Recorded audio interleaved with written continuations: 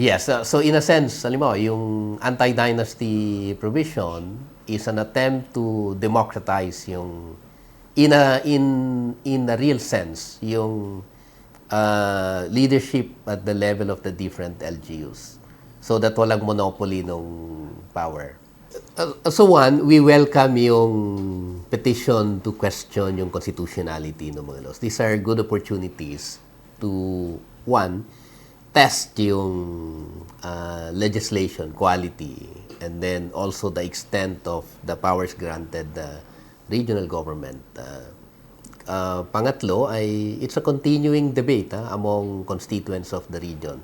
Kung alin yung better proposition, do we go for the application of a limited anti-dynasty provision or we pursue the status quo na walang provision to that effect, in which case you have local government units practically run by one family.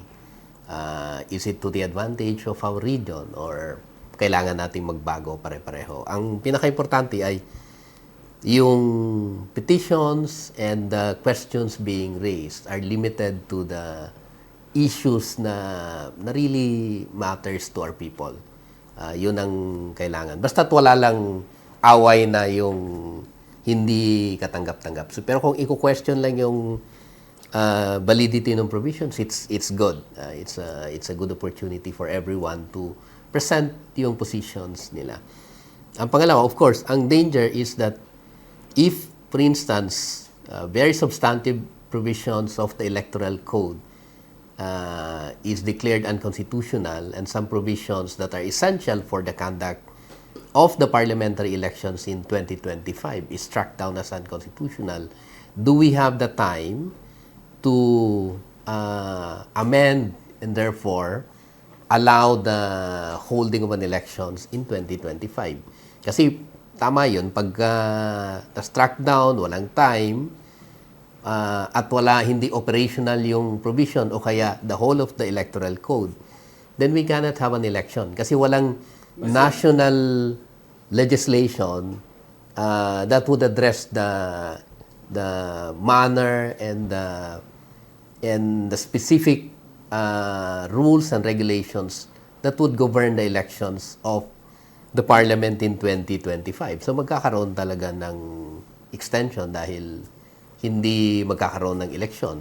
Hindi naman pwedeng maging vacuum yung leadership in the region. So yun yung mga danger na kailangan tingnan maigi. The same, I think, is true with respect to the local governance code. If in the event na may mag-file ng petition, it's also good na i-test yung constitutionality. But at the same time, yun yung mga danger na maaaring mangyari. Kung maantala yun, hindi susulong yung kung related ito doon sa qualification, for instance, or manner of the election in 2025. Yung electoral code, nakalagay lang yung generic na provisions doon sa districts, party, at saka yung sectoral representation. So as far as the election for members of parliament na party members, okay lang yon. Pero yung doon sa district representation, these are parliamentary districts or constituencies, wala pa yung legislation na normally sasali doon sa code. Ito yung parliamentary districts. So, ili-legislate pa ito. Kasi single member districts ang provision ng organic law rito. So, of the 80 members ng parliament, ang 40 doon ay elected through party. Ang 10% noon, o 8, ay elected doon sa sectoral at saka reserve seats.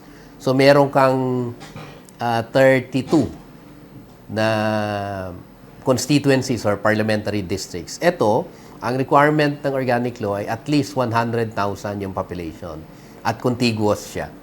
So yun, ile-legislate pa yun. Kailangan natin ng legislation doon para ma-constitute yung parliamentary districts kung saan magkakaroon ng election as members of the parliament coming from the parliamentary districts.